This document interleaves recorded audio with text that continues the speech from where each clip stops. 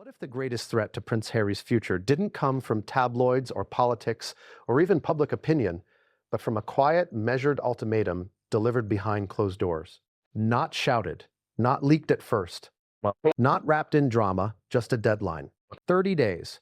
Before we continue, please hit the like button, subscribe to the channel, and turn on the notification bell for updates. And a choice so brutal it could erase everything Harry thought he still had. Because here's the part no one is saying out loud. Yet, this isn't about love. It's not even about betrayal. It's about power. About leverage. About what happens when a monarchy that waited patiently finally decides it's done waiting. Ask yourself this before we go any further. If you were told you had 30 days to end your marriage, or lose your inheritance, your titles, your future, and your place in history, what would you do? Most people answer too quickly. Harry doesn't have that luxury. For years now, the story has been framed as simple. Prince Harry walked away, he chose freedom. He chose love. He chose life outside the palace walls. That's the headline version, the fairy tale with an edge version. The version that sells books and fuels podcasts and keeps the public arguing. But here's the uncomfortable truth. You don't really walk away from the monarchy. You pause, you step aside, you test how far the rope stretches. And sometimes the rope tightens. This story matters now because something has shifted. Not loudly, not publicly, but decisively. The smiles are gone. The patience is gone. The indulgence is gone. What remains is a king who has spent decades learning how power actually works, and a son who may have finally discovered that love doesn't shield you from consequences. And that's where this alleged ultimatum comes in. 30 days to divorce Meghan Markle, or lose everything. When people first hear that sentence, they laugh. They dismiss it. They call it impossible, cruel, outdated. They say the palace would never do that. They say this isn't the 1930s. They say Harry is free. But those people misunderstand something fundamental. The monarchy doesn't force, it frames. It doesn't command. It conditions. And it never has to say the threat out loud for it to be understood. This is not a legal document slid across a desk. This is not a dramatic confrontation. This is something far colder than that. A reminder, a recalibration, a final boundary drawn after years of blurred lines. And the most chilling part? The first warning didn't come through lawyers. It didn't come through aides. It didn't come through the press. It came through silence. Because silence is how the royal family signals seriousness. When phones stop ringing, when doors don't open, when invitations don't arrive, when money moves or doesn't. Ask yourself another question. Why now? Why would a king newly settled into his role, navigating public scrutiny, family fractures, and the future of the crown, choose this moment to apply pressure? The answer isn't emotion. It's timing. Harry's value has changed. Once he was the spare, then he was the rebel. Then he was the symbol of modern monarchy breaking free. For a while, that story was useful. It distracted. It softened. It bought goodwill. But stories expire. And when they do, institutions return to their core instincts: survival, continuity, control. Harry's independence narrative has begun to cost more than it's worth. Not in money alone, in legitimacy, in stability, in the perception of the crown itself. Because every interview, every documentary, every carefully phrased accusation chips away at something far larger than family drama. It chips at the idea that the monarchy is unified, dignified, and above personal grievance. And that's where Meghan enters the equation, whether she wants to or not. This ultimatum does not exist without her. Not because she is the villain of the story, that framing is too simplistic and frankly lazy, but because her presence changed the power dynamics permanently. She brought modern media logic into an ancient institution. She understood visibility, narrative control, emotional leverage. And for a while, that worked. But institutions don't lose long games. They wait them out. Here's a contradiction that should make you uneasy.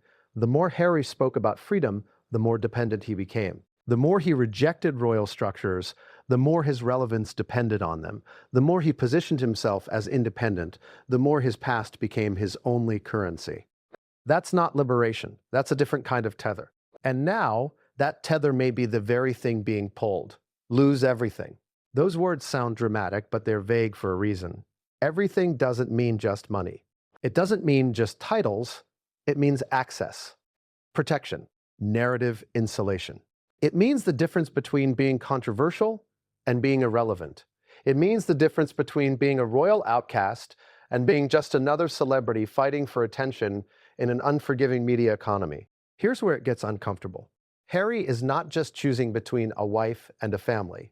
He is choosing between two versions of himself, the man who burned bridges to protect love, and the man who may now be asked to burn love to protect legacy, and no one prepared him for that choice.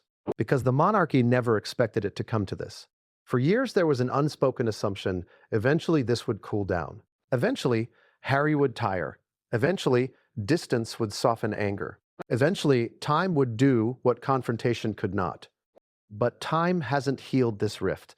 It has hardened it.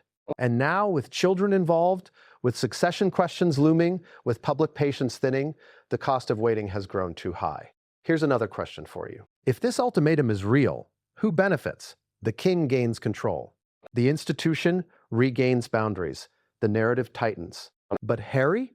Harry loses no matter what he chooses. And Meghan? She becomes the axis of a decision she may not have been allowed to influence. That's the cruelty of power games. They turn personal relationships into strategic liabilities. There is no clean exit here, no graceful compromise, no version of this story where everyone walks away whole. And that's why the alleged 3-0 day clock matters so much. Deadlines force mistakes. They compress emotion. They eliminate nuance. They strip away illusion. 30 days is not enough time to reflect. It's enough time to panic. And panic is when people reveal who they really are. So what happens next? Behind the scenes, calculations begin. Not emotional ones, tactical ones. What can be withheld? What can be offered? What can be delayed? What can be leaked? Because leaks are the pressure valves of modern monarchy. Nothing moves without someone knowing. Nothing escalates without a story testing the waters first. And this story has begun to surface. Carefully, selectively, with just enough ambiguity to be deniable. That's not an accident. That's a warning shot. And here's the part that should make you pause. If Harry refuses, the consequences won't be immediate. They won't be dramatic. They won't look like punishment. They'll look like neglect. And neglect, for someone whose identity was built inside an institution, is far more devastating than anger, because anger still acknowledges you. Neglect erases you. The clock, if it exists, is already ticking. Not on paper, in behavior, in access, in tone. And the most dangerous thing about this moment is that Harry may still believe he has more time than he actually does. Because the first phase of any royal ultimatum is always invisible. But the second phase, that's when everything changes. And it begins with a message that isn't meant to threaten, only to remind. What if the message that changes everything isn't dramatic at all, but so quiet it almost feels polite? Because that's how this next phase begins. Not with shouting, not with threats, but with something far more unsettling. Normalcy. The last thing Harry expected, if an ultimatum truly existed, was calm. Yet calm is exactly what arrived. No angry calls, no explosive headlines, no public rebuke, just a sudden shift in tone so subtle that, at first, it could be mistaken for coincidence. Phones stopped lighting up. Meetings that were being arranged quietly stalled. Doors that were never officially closed simply didn't open. And that's how Chapter 1 begins. Not with the ultimatum itself, but with the realization that it has already started. Ask yourself this. When power wants to be taken seriously, does it announce itself or does it withdraw? The monarchy has always preferred the second option. This is the part most people misunderstand. They imagine an ultimatum as a confrontation, a dramatic showdown, a letter stamped with seals, a final warning delivered face to face. But modern royal pressure doesn't look like that. It looks like absence. It looks like being reminded gently, relentlessly, of what life feels like without institutional gravity pulling in your favor. For Harry, the shift was disorienting, because for years, even after the exit, even after the interviews, even after the books and the documentaries, the cord was never fully cut. There were still acknowledgments, still intermediaries, still signs that somewhere deep inside the system, the door remained unlocked. Now, that door feels heavier, and it's not slammed shut, it's just not opening. This is where the story stops being theoretical and starts becoming psychological, because the first stage of any ultimatum is denial. Maybe it's just busy schedules. Maybe it's bad timing. Maybe everyone is exhausted. That's the internal dialogue, the rationalization phase. But then patterns form. Weeks pass. Silence stretches. And slowly, the uncomfortable question surfaces. What if this isn't accidental? What if this is deliberate? Here's a contradiction that should make you pause. The monarchy is at its most dangerous when it appears passive, because passivity forces the other party to move first, and movement reveals weakness. Harry, for most of his life, existed inside a structure where initiative was discouraged. You waited, you followed protocol, you responded, you didn't improvise. Outside that structure, initiative became survival. But now he's caught between two worlds, one that expects deference and one that demands self-promotion. And this ultimatum, whether spoken or implied, exploits that tension perfectly, because it doesn't demand action. It waits for it. The alleged 30-day clock isn't a countdown blasted on screens. It's a private metric, a window in which responses are measured. Tone is analyzed. Decisions are inferred. Every move becomes data. Every silence becomes a signal. And here's where it gets uncomfortable. Harry may not even know when the clock officially started, because in royal logic, the clock begins the moment patience ends, not when the warning is delivered. So let's talk about how patience ends. Not abruptly, gradually. First, enthusiasm fades. Then access narrows. Then flexibility disappears. Finally, expectation replaces negotiation. That's the moment an ultimatum becomes real. And insiders, the ones who have watched this cycle repeat across decades, recognize the signs instantly. This isn't anger. This isn't retaliation. This is recalibration. It's the institution quietly saying, enough. But enough of what? Enough unpredictability. Enough narrative damage. Enough being managed by someone who no longer answers to the rules. Harry's greatest mistake may not have been leaving. It may have been assuming departure meant immunity. Here's another uncomfortable truth. The monarchy doesn't need Harry. It needs stability. And when a family member becomes a variable instead of a constant, the system reacts, not emotionally, systemically. Which brings us to the alleged ultimatum itself, 30 days. Why not 6 months? Why not a year? Why now? Because 30 days is just long enough to appear reasonable and just short enough to be unbearable. It doesn't allow time for narrative spin. It doesn't allow for public campaigns. It doesn't allow for slow strategic repositioning. It forces a binary stay or leave, comply or forfeit. And here's where the contradiction deepens. Harry built his post-royal identity on rejecting ultimatums, on refusing to be boxed in, on choosing personal truth over institutional demand. So what happens when the institution doesn't demand anything out loud, but designs the consequences so clearly the choice becomes unavoidable? That's not coercion in the traditional sense, it's architecture. You build a room where only one exit is visible, and then you wait. This is where Meghan's presence becomes impossible to ignore, not because she is issuing counter demands, not because she is escalating publicly, but because her silence, at least publicly, introduces a competing narrative. A narrative of normalcy, of family life, of resilience, and that narrative directly conflicts with the palace's preferred outcome, resolution through separation. That doesn't mean divorce is the explicit demand, it means disentanglement is the desired effect. And here's the key difference. The monarchy doesn't need Harry to leave Meghan. It needs Meghan to stop influencing the institution through Harry. And from the palace's perspective, only one of those outcomes is guaranteed. Ask yourself this: if the problem is perception, if the problem is narrative control, if the problem is unpredictability, which variable is easiest to remove? That's the cold logic at play. And cold logic is exactly how royal decisions are made. This is where Harry's internal conflict intensifies. Because on one side, there is love, loyalty, the life he built by choice. On the other, there is legacy, history, a family that doesn't negotiate with emotion. And hovering over both is something far more powerful than money or titles: identity. Harry has spent years redefining who he is without the crown. But identity built in opposition is fragile. because it depends on the thing you're opposing to remain relevant. Remove that opposition, and the identity starts to wobble. This is what the ultimatum threatens. Not his bank account, not his public image, but the narrative foundation of his entire post-royal life.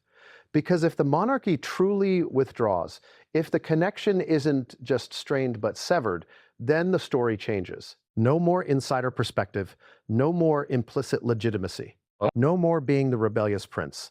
Just another celebrity with grievances and diminishing leverage. That's not a threat the palace needs to articulate. Harry understands it instinctively, which is why the silence feels so loud. And then there's the question no one wants to say out loud yet. What happens if Harry calls the bluff? Because here's another contradiction. The monarchy rarely bluffs. When it applies pressure, it's already prepared for resistance. It already knows what it's willing to lose and what it's not, which means the institution may have already accepted the possibility that Harry chooses Meghan. That acceptance changes everything because it signals a willingness to let go. And letting go is something the monarchy does very carefully. When it does, it's final. No dramatics, no reversals, no second chances framed as reconciliation. Just distance. And distance for someone raised inside the system is devastating. So now we arrive at the most dangerous moment in this chapter, the moment where Harry has to decide whether silence is safety or a warning. Does he wait? Does he push back? Does he reach out privately? Does he escalate publicly? Every option carries risk. Waiting could be interpreted as defiance. Reaching out could be seen as weakness. Escalating could confirm every fear the institution already has. And doing nothing may be the worst choice of all. Because institutions don't respond to silence the way individuals do. They interpret it, they log it, they act on it. This is where the story tightens. Because somewhere, behind closed doors, assessments are being made. Not about love, not about feelings, but about utility. Is Harry still useful to the monarchy? Not as a working royal, not as a symbol of unity, but as a contained variable. And if the answer is no, then the ultimatum doesn't need to be enforced. It simply becomes reality. The 30 days don't end with an announcement, they end with a shift. A shift so quiet the public barely notices at first, until suddenly, everything feels different. And that brings us to the next question, the one that changes the entire trajectory of this story. What happens when Harry realizes the ultimatum may not be coming? Because it already has? What if the most terrifying realization isn't that you've been given an ultimatum, but that you're already living inside its consequences? Because that's the moment this story turns. Not when Harry hears a demand, not when lawyers get involved, but when he starts to notice that the ground beneath him feels thinner. This is the phase no one prepares you for. The phase where you're still technically standing, but the support is gone. And here's the uncomfortable truth. Institutions don't need confrontation when compliance can be engineered through erosion. This is where Chapter 2 truly begins, with a question Harry can't shake. Am I still choosing, or am I being chosen for? The silence hasn't broken, but it has changed texture. It's no longer neutral, it's evaluative. Every action now feels like it's being weighed, not judged publicly, but assessed privately. Tone, timing, intent, risk. Because here's something few people understand about royal pressure. It doesn't escalate outward. It escalates inward. The moment an institution decides your reliability, the conversation stops being about reconciliation and starts being about containment. And containment doesn't require force, it requires patience, which is exactly what Harry doesn't have. The 30-day concept, whether formally stated or not, functions like a psychological vice. You don't need to see the clock to feel it tightening. You just notice that options begin to disappear. One by one, calls aren't returned with the same warmth. Responses become procedural. Language turns cautious. There's no hostility, and that's the point. Hostility invites resistance. Politeness invites doubt, and doubt is where people unravel. Ask yourself this: what's harder to fight, an enemy who attacks you, or an authority that simply steps back and watches? Harry has spent years positioning himself against something. Against the press, against the palace, against tradition. But now, there's nothing obvious to push against. Just space. And space, when you're raised inside rigid structures, feels like abandonment. This is where the psychology of deadlines becomes lethal, because deadlines don't just limit time. They distort perception. Every day begins to feel heavier than the last. Every delay starts to look intentional. Every silence becomes personal. And the brain does what it always does under pressure. It fills in gaps. That's when paranoia creeps in. Not the wild kind, but the quiet, corrosive kind. The kind that whispers, what if they've already decided? What if this isn't a negotiation at all? What if the outcome is fixed and the clock is just theater? This is the contradiction at the heart of the alleged ultimatum. If Harry complies, he confirms the institution's power over him. If he refuses, he proves their concerns were justified. Either way, the monarchy wins clarity. And clarity is more valuable than reconciliation, because clarity allows systems to move forward. Indecision is the real enemy. That's why 30 days matters. It's not about divorce papers. It's about resolution, one way or another. Now let's talk about what lose everything actually begins to look like in this phase, because it doesn't arrive as a single blow. It arrives as subtraction. First, relevance. Media interest subtly shifts, not dramatically. Just enough that headlines stop leading with royal and start leading with celebrity. That's not semantics, it's status. Then access. Invitations that once came as a courtesy now require negotiation. And negotiations that once felt friendly now feel transactional. Then insulation. Support that used to exist quietly, legal buffers, reputational shielding, strategic silence, begins to evaporate. And here's the irony. None of this looks like punishment. It looks like independence, the very thing Harry said he wanted. That's what makes it so effective. Because how do you complain about being treated like everyone else after insisting you wanted exactly that? This is where identity starts to fracture. Harry's public persona is built on resistance, on moral clarity, on the idea that he stood up to something bigger than himself. But resistance loses meaning when the opposing force stops pushing back. What happens to a rebel when there's no visible regime to rebel against? He starts to look like a man shouting into empty space. And that terrifies him, not because he wants to return, but because his story needs the institution as much as the institution needs distance from him. This mutual dependency is the unspoken tension driving everything right now, and the monarchy knows it. Which brings us to the cruelest part of this chapter. Harry may believe the ultimatum is about Meghan, but from the institution's perspective, Meghan is not the core issue. She's the accelerant. The real issue is predictability. Institutions can tolerate dissent. They cannot tolerate uncertainty. Harry has become uncertain, not malicious, not disloyal in the traditional sense, just unmanageable. Every appearance carries risk. Every statement creates ripples. Every silence invites speculation. That's not sustainable for a system built on controlled symbolism. So the institution does what it always does when symbolism becomes volatile. It simplifies. Binary choices are easier to manage than complex relationships. Stay married and outside the fold, or separate and re-enter containment. That's not about morality, it's about order. And order always wins inside institutions. Now imagine being Harry in this moment. You're surrounded by people who love you, but love doesn't understand institutions. Love offers reassurance. Institutions offer leverage. Love says it'll work out. Institutions say nothing and let consequences speak. Which voice do you trust when the stakes are everything you've ever known? This is where the clock becomes deafening, not because it's ticking loudly, but because it's ticking unevenly. Some days feel frozen. Other days feel rushed. You wake up with resolve and go to sleep with doubt. That's how pressure works. It doesn't crush you all at once. It wears you down until you start making compromises you once swore you never would. And here's the most dangerous compromise of all: reframing the ultimatum as practical. That's the moment where resistance collapses. Because once you start telling yourself this isn't about betrayal, but logistics, not about love, but legacy, not about values, but survival, you've already begun to move. And movement is what the institution is waiting for. Any movement. Because movement confirms engagement, and engagement confirms relevance. But here's where the story takes a darker turn. What if the ultimatum isn't designed to be accepted? What if it's designed to flesh out something else entirely? A reaction, a leak, a misstep. Because institutions don't always want compliance. Sometimes they want confirmation, confirmation that their assessment was correct. That distance is necessary. That separation is inevitable. That containment is no longer possible.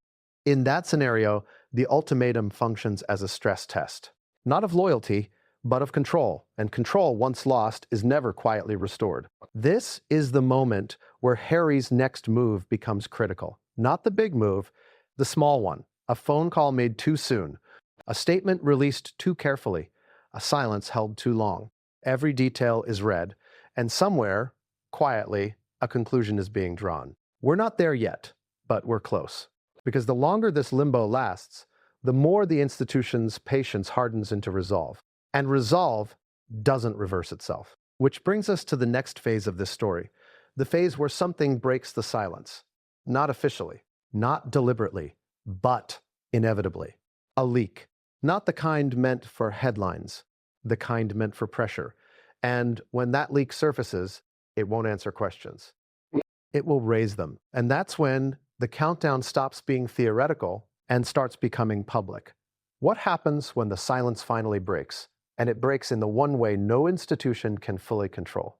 Through a leak, not a press release, not a briefing, not a clean narrative handed to trusted journalists. A leak that feels messy, incomplete, almost accidental, because that's how the most effective leaks always look. And this is where the story accelerates. Up until now, the pressure has been private, psychological, structural, the kind that happens in rooms without microphones. But once information starts moving sideways, once fragments of the internal conversation slip out, the entire dynamic shifts.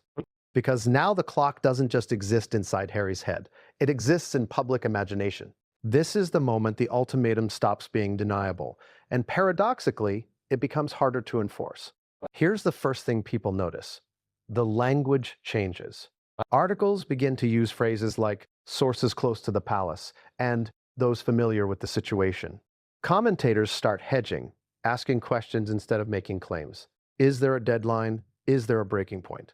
Is reconciliation still possible? These aren't answers, they're probes. And probes are how institutions test reactions without committing. But Harry doesn't experience it as testing. He experiences it as exposure, because leaks don't just communicate information. They narrow options. Once the idea of an ultimatum enters the public bloodstream, every possible move gets reframed. Silence becomes suspicious. Action becomes confirmation. This is where the pressure turns visible, and visibility is dangerous, because it invites speculation, and speculation invites distortion. Here's the contradiction that makes this moment so volatile. The monarchy wants containment. The media wants escalation. Harry wants control. Only one of those goals can be achieved at a time, and history suggests it won't be Harry's. This is where the idea of 30 days takes on a new meaning. It stops being a private window for decision-making. It becomes a narrative countdown. How long until Harry responds? How long until Meghan appears publicly? How long until the palace clarifies or doesn't? Every day without clarity sharpens the story, and sharpened stories cut. Now let's talk about the leak itself. Because leaks don't come from the top. They come from the edges, from aides who feel sidelined, from intermediaries who no longer know where loyalty lies, from people who believe they're protecting the institution by forcing resolution. And here's the uncomfortable truth. Sometimes leaks aren't betrayals. They're pressure tactics. Someone inside the system wants movement. They want the limbo to end. They want Harry to choose one way or another. So they let just enough information slip to make inaction impossible. That's not chaos. That's design. The leak doesn't spell out terms. It doesn't confirm divorce. It doesn't name consequences. It simply introduces the idea that patience has limits, and limits are terrifying when you don't know where they are. This is where Harry's internal calculations start to fray, because now he's no longer deciding in a vacuum. He's deciding under observation. Every facial expression is analyzed. Every outfit becomes symbolic. Every appearance is scrutinized for meaning that may not even exist. And that's exhausting. Exhausting leads to mistakes. This is another reason institutions wait. They know fatigue does their work for them. Now let's consider Meghan's position.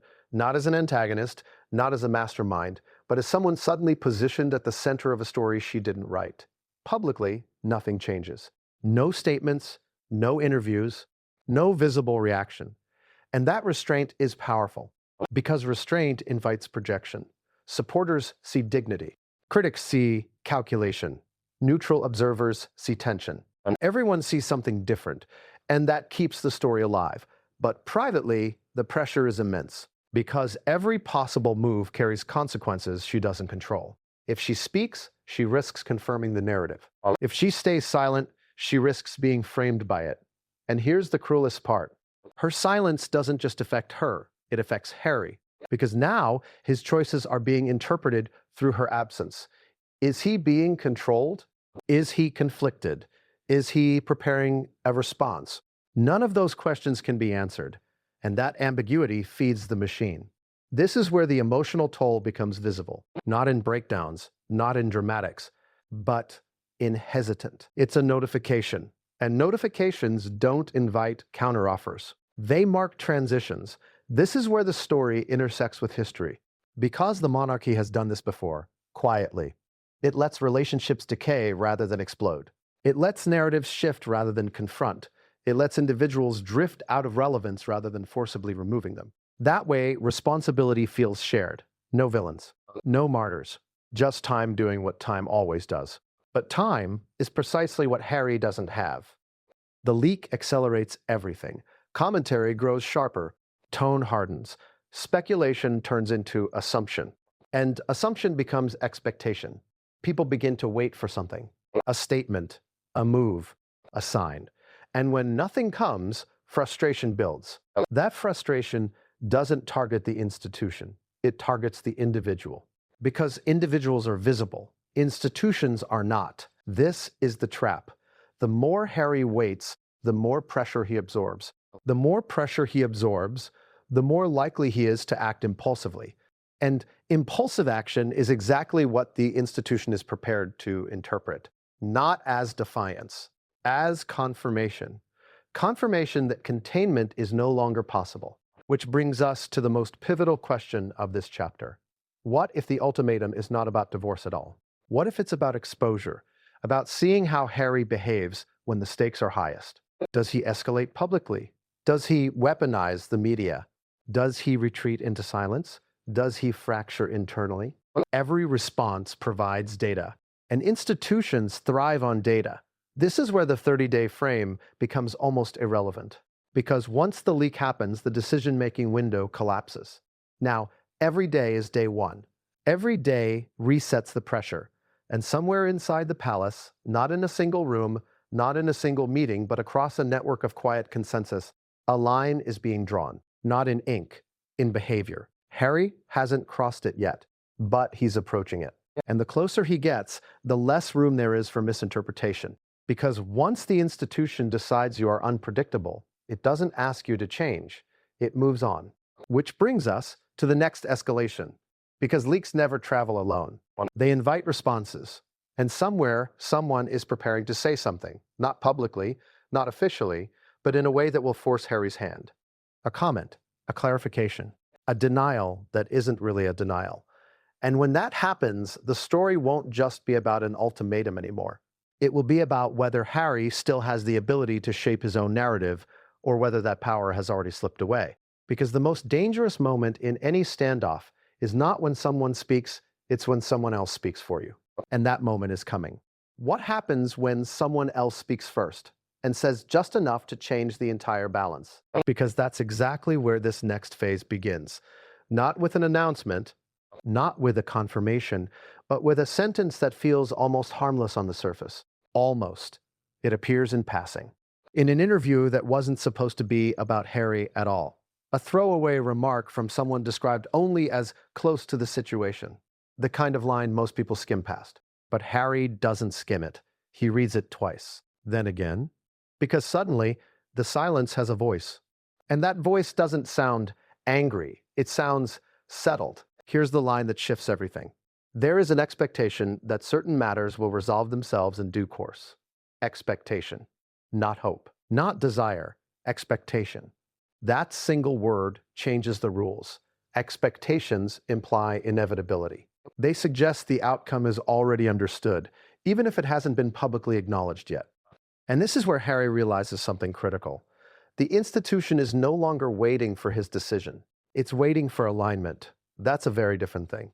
Decision implies agency. Alignment implies compliance. And compliance is not how Harry sees himself.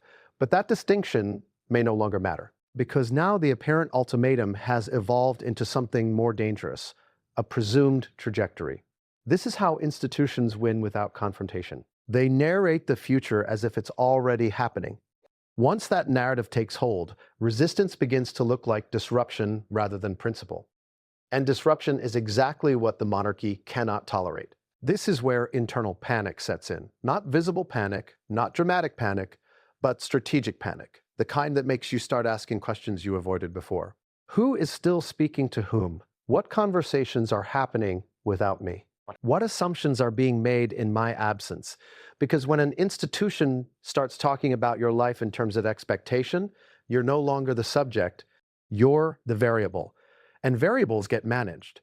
This is the moment Harry begins to understand that the ultimatum, if it exists, is not about forcing a divorce. It's about forcing clarity, clarity for the palace, clarity for the public, clarity for the future of the crown. Harry's ambiguity, emotional, rhetorical, strategic, has become intolerable. And institutions always resolve intolerance the same way. They simplify. This is where pressure becomes visible in new ways, not in overt threats, but in alignment cues. Stories begin to appear emphasizing moving forward. Commentators start using phrases like new chapter and inevitable separation. Language subtly shifts from possibility to probability. And that's not accidental, because repetition creates reality. The more a future is described, the more it feels inevitable. Harry is now fighting not just an institution, but a narrative. And narratives don't wait for permission. This is where his inner conflict deepens into something far more destabilizing. Because Harry doesn't just feel cornered, he feels misread.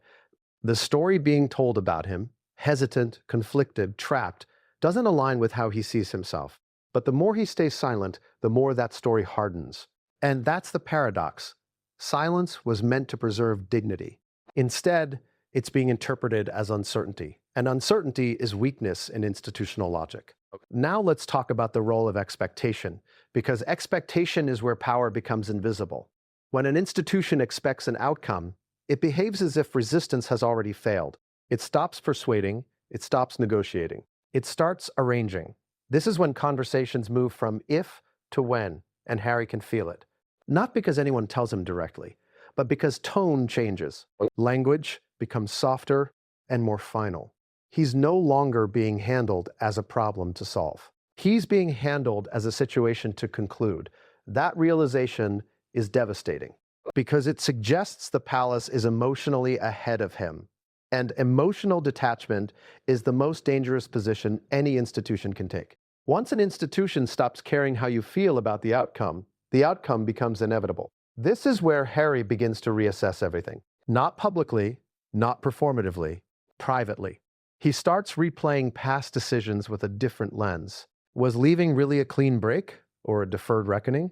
Did he misunderstand tolerance as acceptance? Did he mistake patience for weakness? These questions don't bring clarity. They bring regret, and regret is corrosive. Now layer in the personal dimension. Because while the institution is preparing for alignment, Harry is still living inside a marriage, a family, a daily reality that doesn't operate on press cycles or palace logic. This is where the emotional dissonance becomes unbearable. One world is talking about expectations, the other is talking about tomorrow. And those two conversations are colliding inside him. This is where the ultimatum, explicit or not, becomes cruel, because it forces a man to translate institutional language into personal consequence. Expectation becomes pressure. Pressure becomes fear. Fear becomes paralysis. And paralysis is the most dangerous state of all, because paralysis invites intervention. And intervention is exactly what may come next. Here's another uncomfortable truth.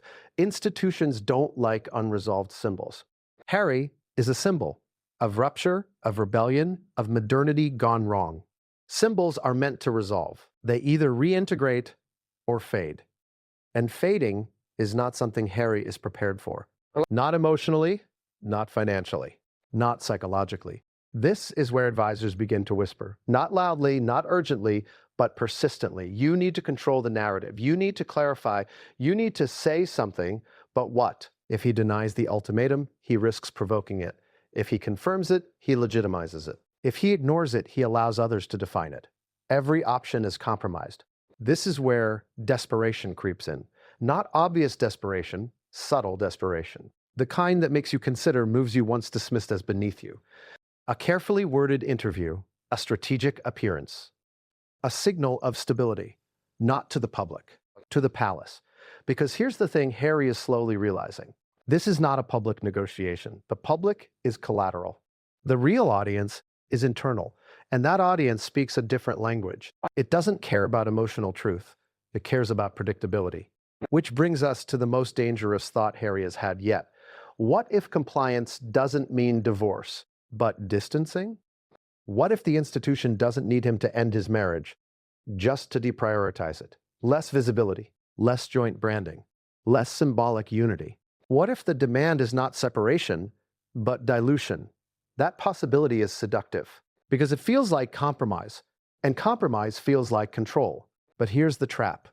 Once you start diluting yourself to appease an institution, you don't stop. Because the institution doesn't reward partial compliance, it escalates. And escalation always favors the side with less to lose. Which side is that? Not Harry's. This is where the story reaches a dangerous inflection point. Because Harry now understands that the ultimatum, whether real or rumored, has already reshaped his behavior. He's thinking differently, acting cautiously, second-guessing instincts. That means it's working.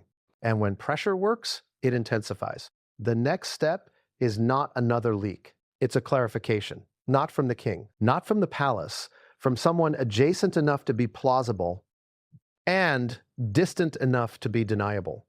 A former aide, a trusted commentator, a voice of reason, someone who says calmly, "This situation cannot continue indefinitely."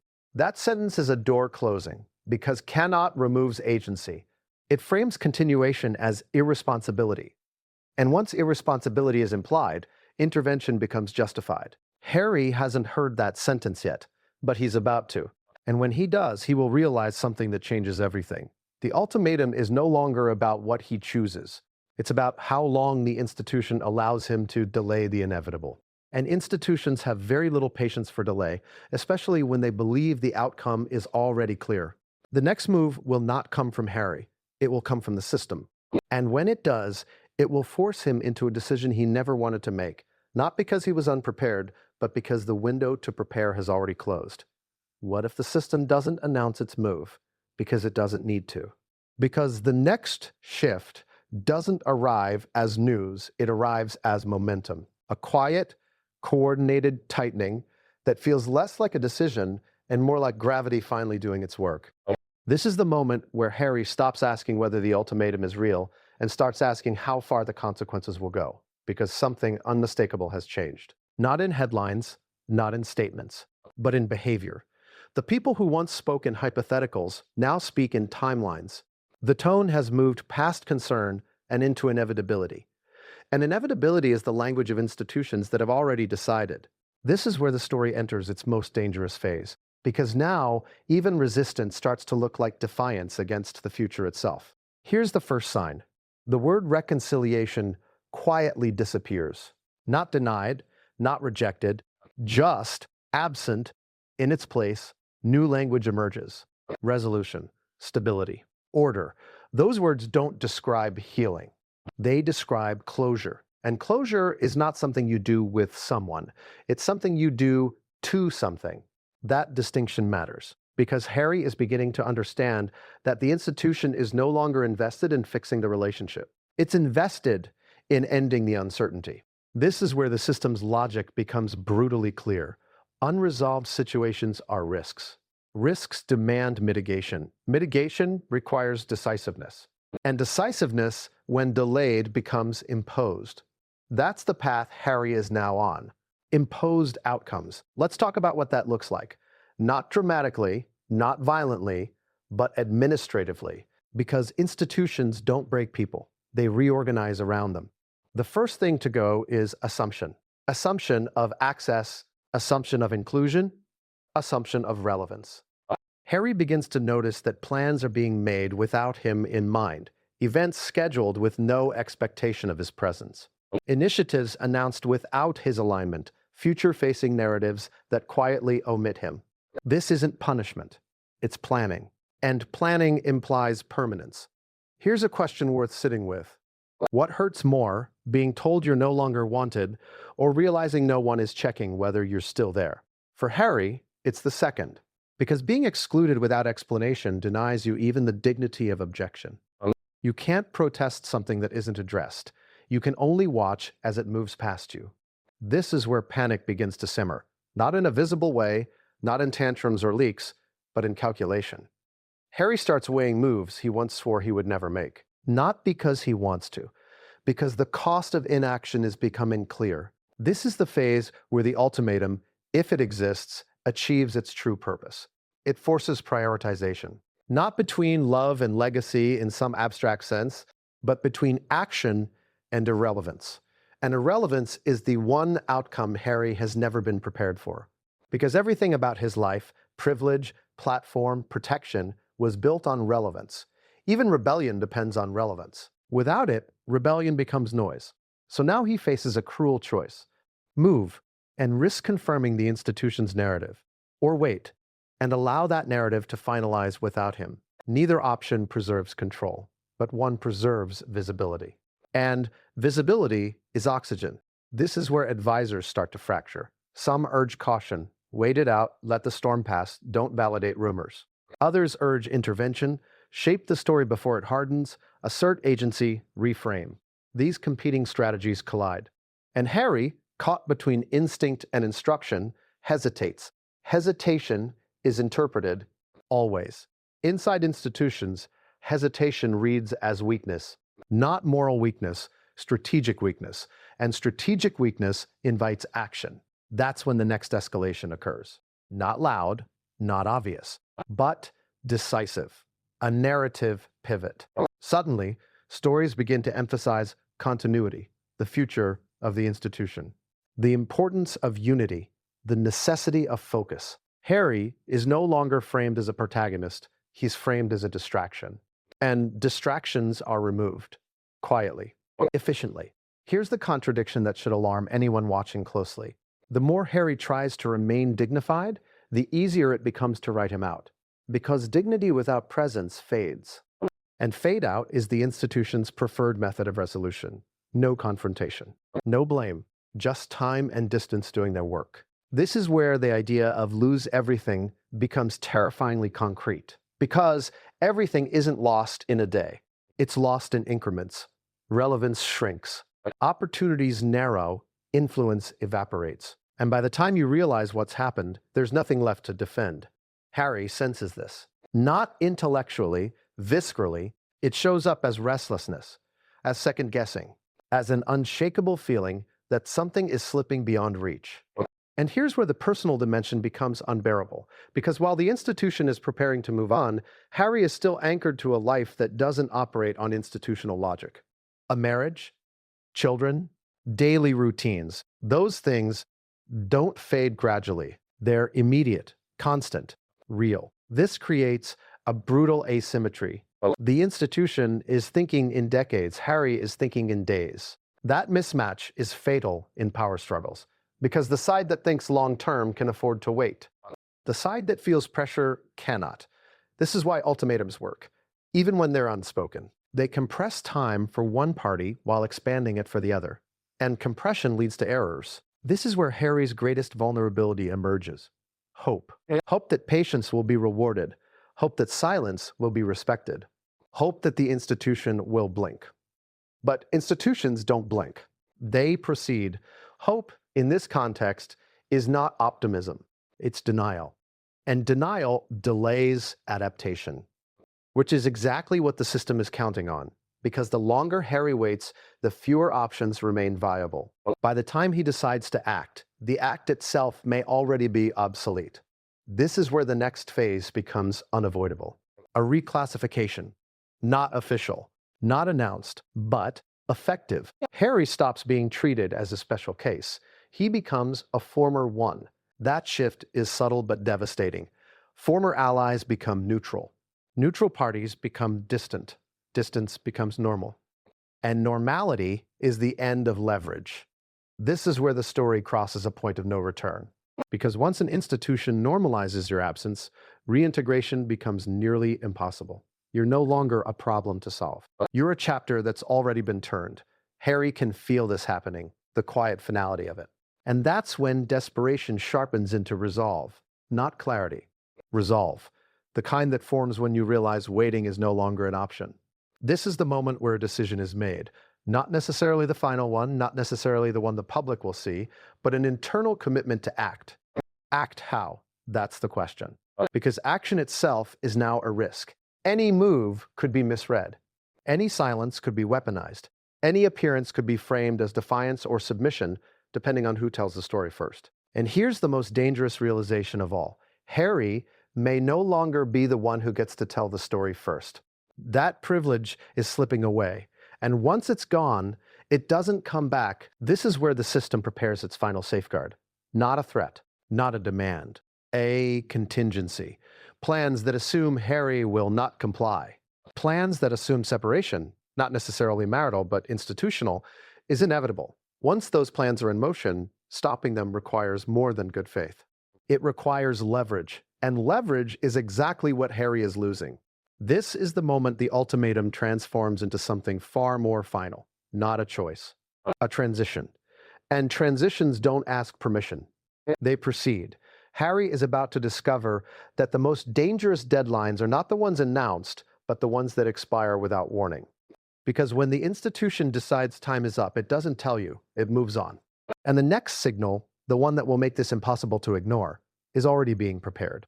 Not as a confrontation, as a confirmation, something that will quietly but unmistakably indicate that the system has recalibrated without him.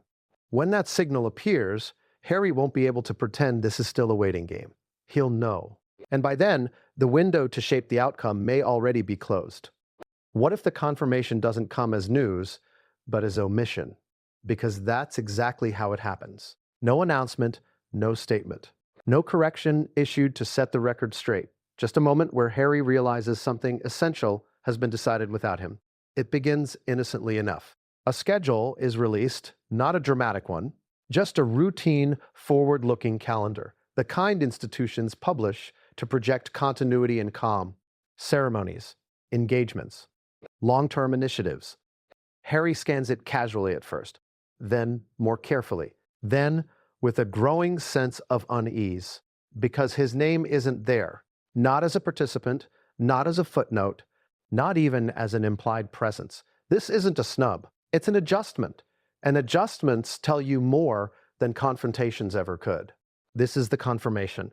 Not spoken, demonstrated.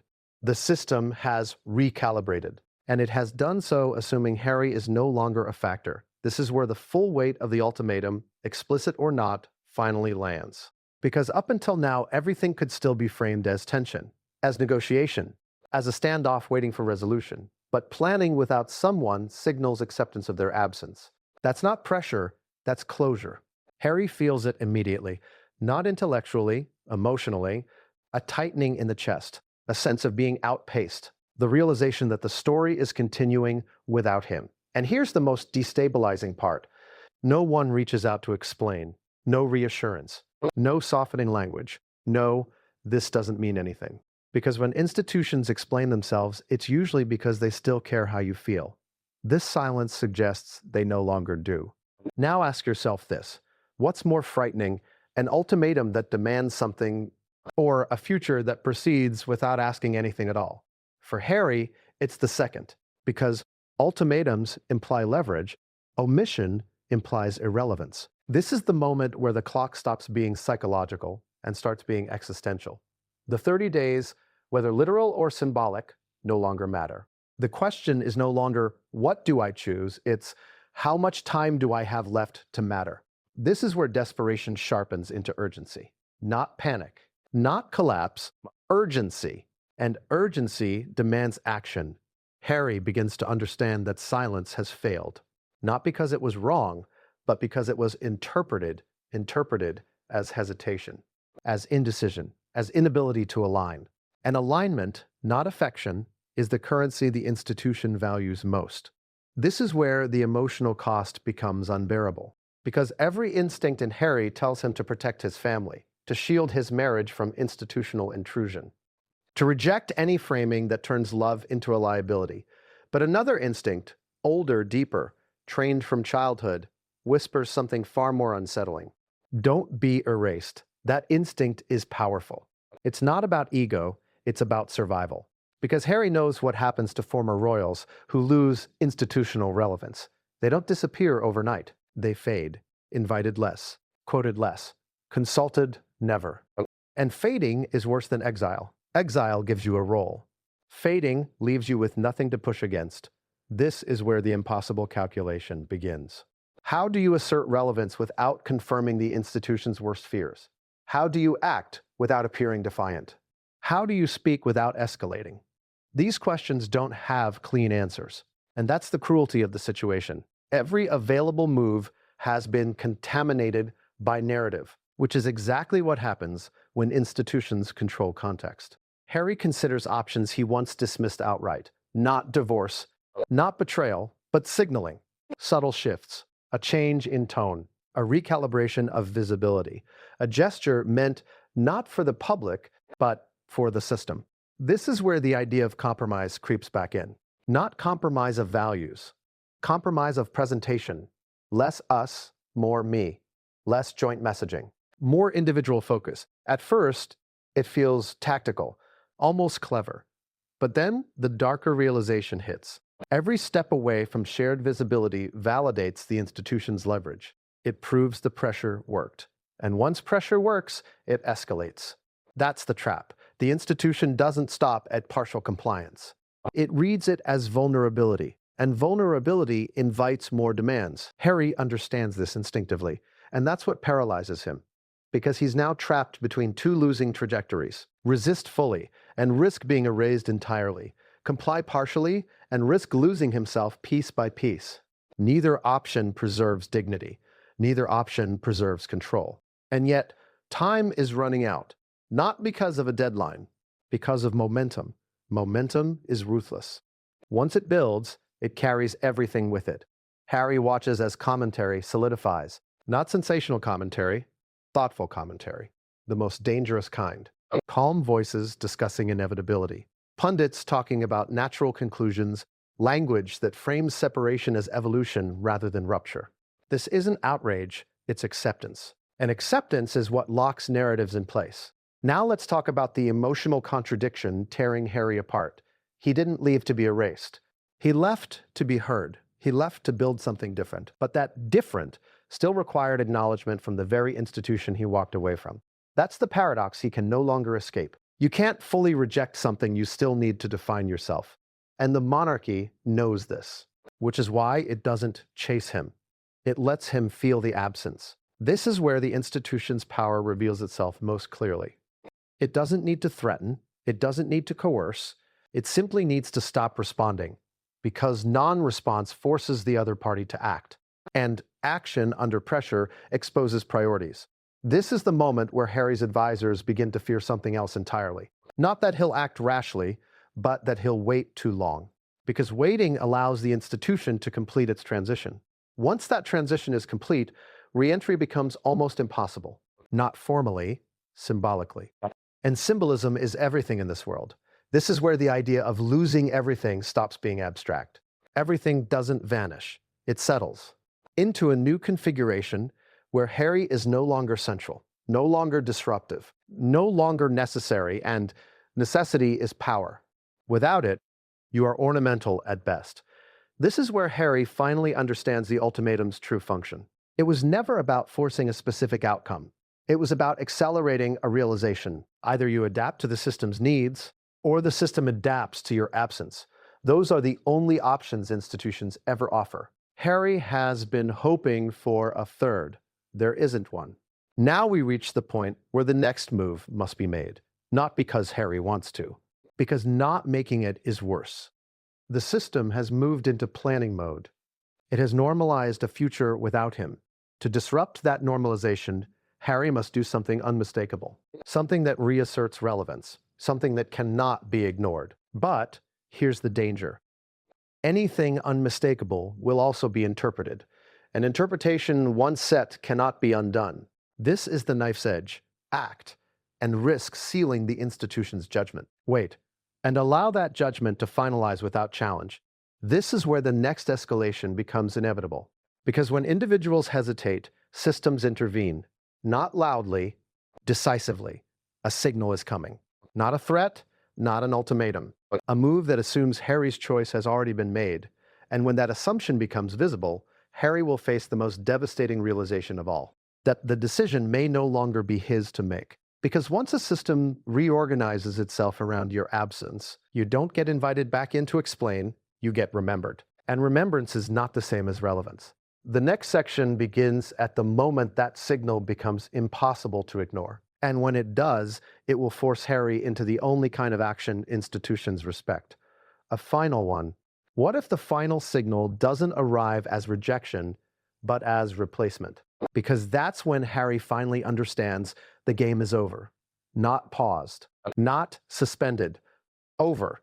The moment comes quietly, almost politely, the way institutional decisions often do when they're meant to feel inevitable rather than cruel. A new initiative is announced, not about him, not reacting to him, but carefully designed to function without him. It's framed as forward-looking, optimistic, inclusive. The language is modern, the optics are deliberate. It speaks of unity, renewal, continuity, and there is no space left in it for Harry, not because he's been barred, because he's no longer necessary. This is the confirmation that hurts the most, not exclusion, substitution, because substitution tells you the system has already absorbed the loss and moved on. That's when the weight hits, not as panic, as grief. Grief for a role that no longer exists. Grief for a relevance that has expired.